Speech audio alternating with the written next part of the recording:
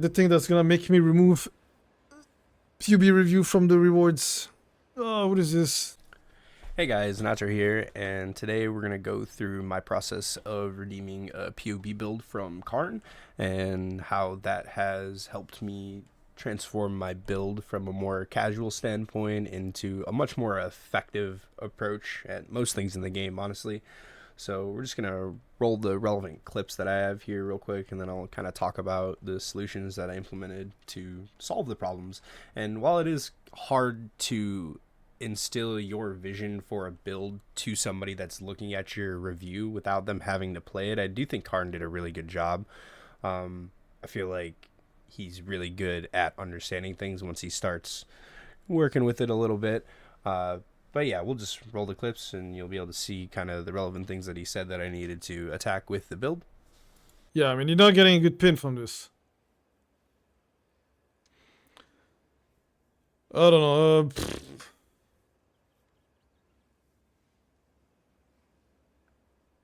I would run pin on something you actually use. Pin lip slam is not it. It's gonna feel like shit to play. Also, all this bleed 3 stuff, like, same shit. Like, what are you gonna do? Just randomly lip slam? Seismic Cry does damage, I think, so it's fine. I mean, you still have skill slots. Oh, you don't have all the skills. That is that's not even vision gameplay. This is like beyond vision gameplay. Lip slam to apply bleed so you can clear? No. Especially with hit and run. Fuck that. Put it on Seismic Cry and bleed 4 is only for single target. Yeah, long shot is good on Thunder. Long shot is very good. Lip slam with damage. And you have speed. These gloves are really good.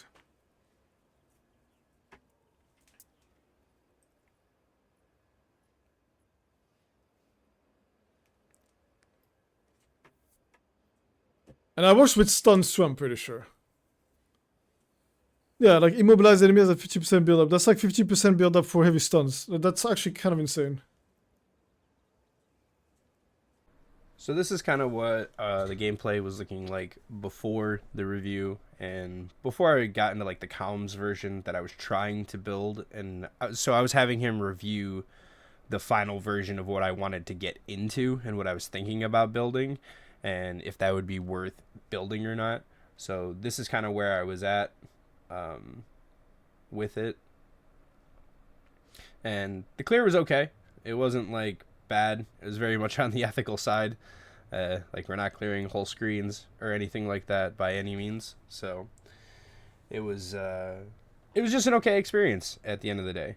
And then after the review, we took a little bit more time to actually focus on some things. We added some heralds and made buttons feel better to press. And now we're clearing most things a lot easier.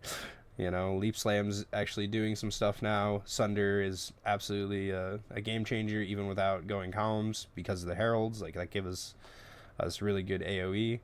Our armor and stuff like that, our survivability is fine. The Arbiter gloves were absolute amazing additions to the build. Sadly, we gave up a little life to get them, but for the immobilized line on those gloves, they have been absolute game changers. We've automated frenzy charges. And yeah, so from where we are now and where we thought we were going to be are two very different places, but I'm still pretty happy with the patch and the build. At this point, we can kind of go through it. Once again, this isn't a guide. This is just what I did this season and kind of my experience with the season. I'll include the PoB link to my character, I guess, and that'll be that really. But again, it's not a guide. So this is where we're at with it. We added a lot of elementals damage to the build mainly. So we are proccing Herald of Thunder and Herald of Ice with this gem that I found a couple days ago. I didn't even know was in existence, and I guess this kind of also goes back to cArn's On's video where he was saying like build changing gems should be more common, and maybe I just overlooked this one before or whatever, but this was really cool. Like you freeze somebody with this skill, so I want to use my mobility skill to freeze. and then you just gain 1% of damage as cold damage for 20 seconds. Like 20 seconds is pretty long in mapping. And I would like to have shield charge in here too. I might try and fit an unset ring in here. And this is definitely where shield wall has an advantage over the Sunder Earth Shatter setup, over the other advantages that it actually has. But yeah, I don't have room for shield charges. Shield charge or leap slam with the current setup I have, and I don't want to swap gems like every boss and stuff like that. I could probably do map bosses with ons though.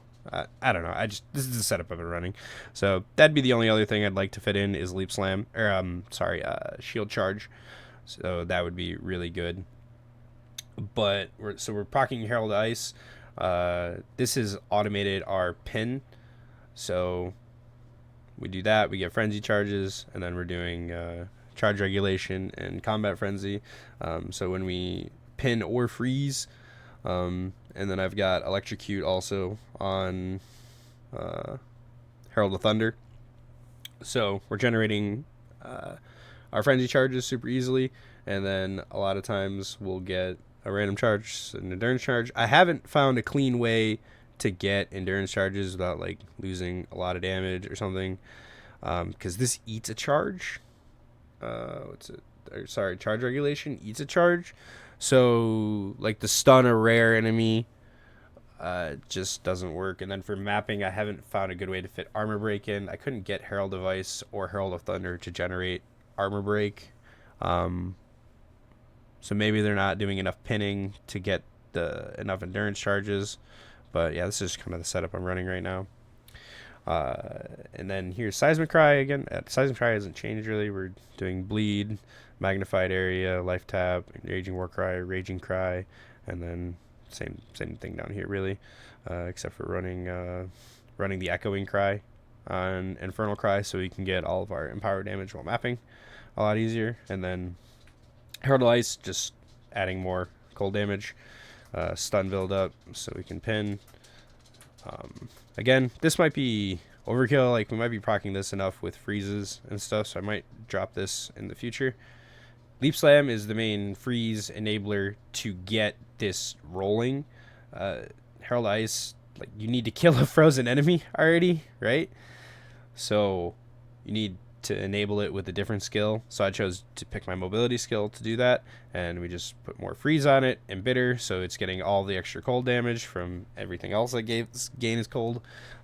We're gaining cold damage here, and then AoE just for a little better clear on it.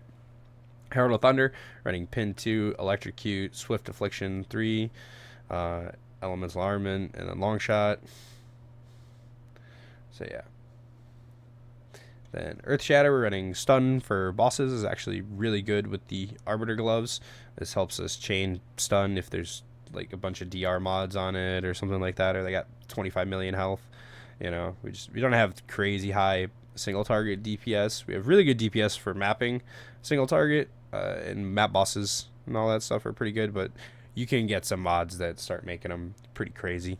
And then running Heft, Bleed 4, Branching Fissures, and Close Combat. Pretty happy with this. Sunder, Adelu's Bloodletting. Rapid Attacks is kind of like a flex spot for me at this point. I was thinking about putting Enduring Impacts here actually, but putting Endurance Charges on your main clear skill just kind of feels bad.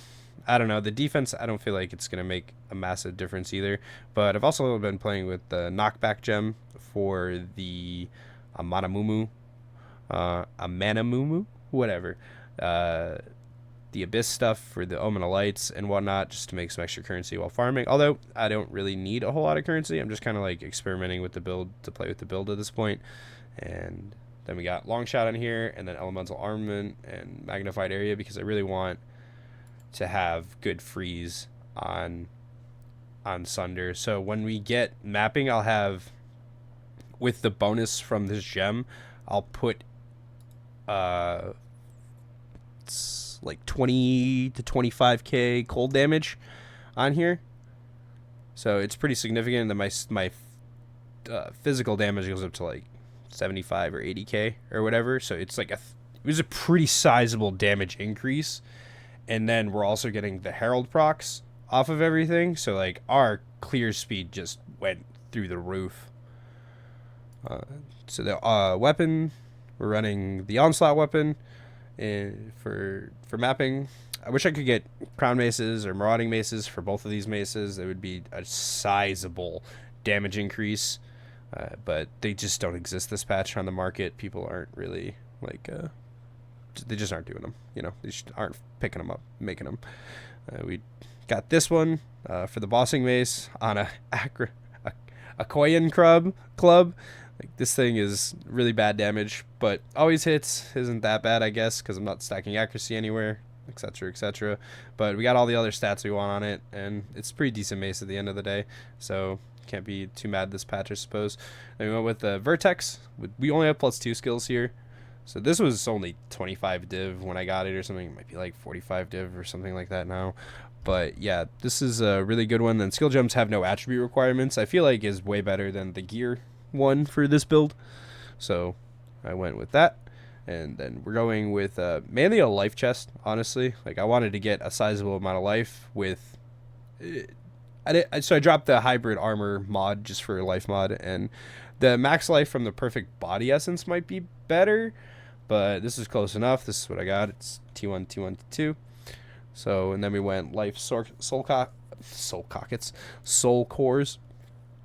And yeah, I'm really happy with this. I think right now we're only at 21k armor, but we got 38k to fire, 31k to lightning. It feels fine, honestly, at mapping. I swapped this to a higher armor shield with the resistances. I think the life shield with strength in the suffix felt better, but I need to rebalance the lightning res to drop it, and I'll probably just drop the rarity here, blah blah blah blah blah, right? So I think I'll probably get the life back from that, put me more towards 4k life. I think that felt better than the extra. I think I gained 3k armor or 2k armor, but yeah, I mean 20k armor, I feel much better stacking life after I have this amount of armor. Maybe 30k armor. Like, you can get 30k armor pretty effectively, but with this setup, 30k armor is like a little harder. So this feels good. I do wish I could get more of the, like, my res balance was a little better. That would be good, because then I could get the soul cores that give the armor to elemental damage. That would feel good, I think, but it's fine. Then we went Headhunter, obviously, because Headhunter OP. So we lost a little life there. And then just double Leech Ring. And then this Spirit on Amulet was crazy for the build. Definitely underrated it. And next patch, I'll just drop the Frenzy Charge stuff until I can get a really good Spirit Amulet. And that'll just kind of be that. And I'll play the Elemental Sunder with both Heralds, because you don't need Spirit on Amulet to do that at all. And then just get Giga Life from it, you know. So that's the build. And then I guess here's the passive tree. We made less of the defenses conditional. Some of it's still a little conditional, and I still have the move speed on conditional for against bosses, but I really wanted the empower damage, so that's kind of where I left it. If I fight Arbiter in specific, I would swap these to like a global set or something like that, you know, or put it on my second weapon set or anything really. Like, these would definitely be Arbiter fight in specific. These would be super good. Other than that, I feel like I have enough movement speed for like map bosses and stuff like that, rolling, and you stun really fast. And if I had a better mace, I would stun in a single Earth Shatter. So it would be really, really quick. And then we're running the Sunder Jewel here. I swap this with the Earth Shatter if I'm doing like super big bosses, Ubers, or like I'm farming Ubers or something. I have a level +3 for Earth Shatter also. Then we went with a Dance with Death to get the acceleration cluster here. And then we anointed Bestial Rage, obviously. Then we went with a Heart of the Well. I would like to get what, I don't know. Gain is Cold would be good here, because then I might be able to do enough cold damage with Sunder to freeze, and I wouldn't have to proc it with Leap Slam as much. So, I don't know. It's then I'd be able to put the gem on Sunder in like my flex spot and use like Shield Charge and Leap Slam for something else in the build, but I think it feels fine right now. That'd be the only change, really. Maybe different suffixes. Like, the max size is cool and all, but there's probably something cooler I could get. Like, Lifeline Kill probably be good. Something like that, you know? But yeah, overall, I'm pretty happy with the tree, and I hope they don't change the tree too much for Warriors. They didn't do very much this patch. I was expecting a lot of changes, especially in like this block here, which we didn't get. So we got some minor changes, like this one here. I think something like some of this stuff changed. Like this thing changed. I forget. There's minimal changes. So I'm hoping it kind of stays the same, and we can really plan builds for the future and not be so in the air waiting for patch notes an hour before drop. Oh yeah, I guess here's my ascendancy points too. So thanks for watching if you made it this far, and I will see you in the next one.